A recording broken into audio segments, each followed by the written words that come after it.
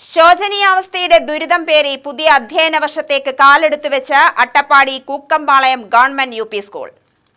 60 വർഷത്തോളം പഴക്കമുള്ള കെട്ടിടങ്ങളാണ് അട്ടപ്പാടി കൂക്കമ്പാളയം ഗവൺമെന്റ് യു.പി. സ്കൂളിൽ ഇക്കുറിയും വിദ്യാർത്ഥികൾക്ക് പഠന അന്തരീക്ഷമൊരുക്കുന്നത്.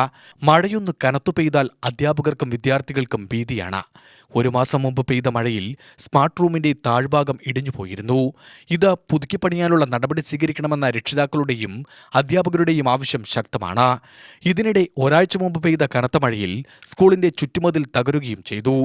മഴയിൽ തകർന്ന ചുറ്റുമതിലിന് പകരം വലവെച്ച് കെട്ടിയാണ് അധ്യാപകരും രക്ഷിതാക്കളും ചേർന്ന് കുട്ടികൾക്ക് സംരക്ഷണമൊരുക്കിയിട്ടുള്ളത്.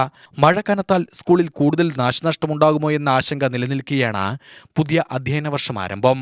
സ്കൂൾ പുതുക്കി പണിയണമെന്ന ആവശ്യം ഉൾക്കൊള്ളിച്ചുള്ള നിവേദനം കഴിഞ്ഞ കുറേക്കാലമായി സർക്കാരിന് മുന്നിൽ വയ്ക്കുന്നുണ്ടെങ്കിലും യാതൊരു നടപടിയും ഉണ്ടാകുന്നില്ല എന്നാണ് സ്കൂൾ അധികൃതർ പറയുന്നത്.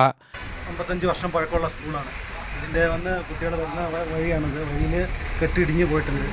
അത് ഈ പ്രാവശ്യത്തെ മഴയിൽ വളരെ അധികം ഇടിഞ്ഞിട്ടുണ്ട്. അതേപോലെ സ്കൂളിൻ്റെ മോൾ ഭാഗത്ത് പുതിയ കെട്ടിടം കെട്ടുന്നതിൻ്റെ അടിഭാഗത്ത് ഇടിഞ്ഞിട്ടുണ്ട്. ഈ സ്കൂളൊക്കെ വളരെ മോശമായിട്ട് കിടക്കുകയാണ്. ഒന്ന് പെയിൻ്റ് അടിക്കുകയോ ഒന്ന് വൃത്തിയാക്കുകയോ പോലും ചെയ്തിട്ടില്ല ഇക്കുറി. അതേപോലെ ഇനി ഇത് വന്നിട്ട് ഒത്തിരി അപേക്ഷകളും സർക്കാരിനും ഒക്കെ കൊടുത്തിട്ടുണ്ടെങ്കിലും ഈ സ്കൂളിന് വേണ്ടി മാത്രം ഒന്നും ചെയ്തു തന്നിട്ടില്ല. ഗവൺമെൻറ് സ്കൂളായതുകൊണ്ടായിരിക്കും. ഒത്തിരി ട്രൈബൽസ് കുട്ടികൾ പഠിക്കുന്ന സ്കൂളാണിത്.